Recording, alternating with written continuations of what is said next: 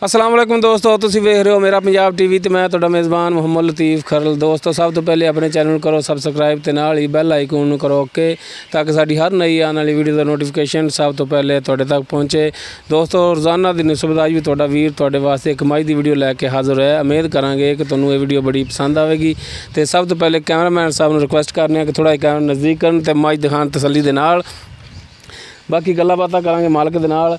माड़ा जिहा एक टोर के दिखाया जी बाकी फिर ना याद भुल जाता टोरन वाला यार, तो थोड़ा टोर के दिखाओ बाकी फिर बाद च दिखावांगे जी।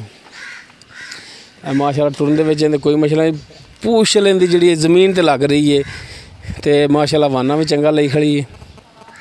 कैमरामैन तुहानूं दिखाएगा हर एक चीज़ तसल्ली दे नाल। इधरली साइड तो भी दिखाओ माशाल्लाह।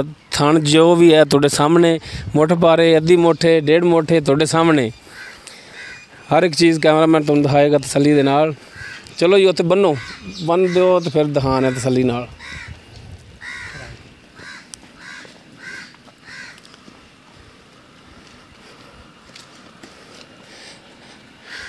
देखो जी माशाल्लाह वाना इहदा सार तिकर जा रहा है, तो हाली इन्हें जो फुल तैयार होना है तो और जो वाना इनका ज़्यादा जाएगा जी।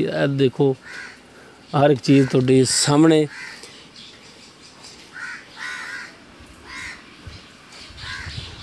सिंह देख लो, सिर देख लो किन्ने खुले ने, फासला तुहाडी नज़रां दे सामने।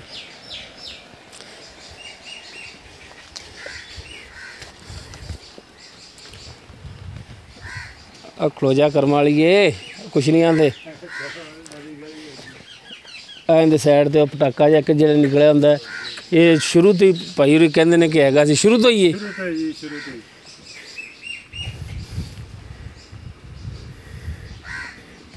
इहदे जख्म कहंदे ने कि इट ते बह गई सी ते इट वज गई सी।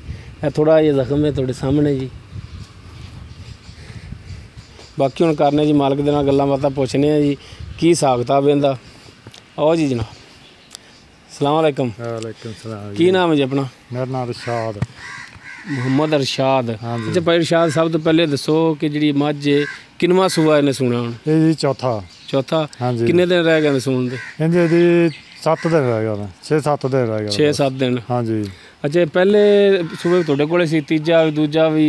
ये जी पहले मझ साढ़े कोल आई है तीजे सूबे ते। अच्छा तीजे सूबे। हाँ जी। तो तीजा सूबा साढ़े कोल आन के सूया, 2 सूबे मेरे चाचे कोल सूई जाके। अच्छा यानी कि वो उहदे घर दी साडी पिछला सूबा हुण तुहाडे कोल सी कन्फर्म? हाँ जी पिछला सूबा। कितना दुध करदी रही? ये तकरीबन 10 ते 12 किलो करदी रही, बगैर खंड तो अपना खल तो वंडे तो बगैर इन्ना करदी रही दुध। अच्छा यानी कि 10 तो 12 लीटर करदी रही? हाँ जी।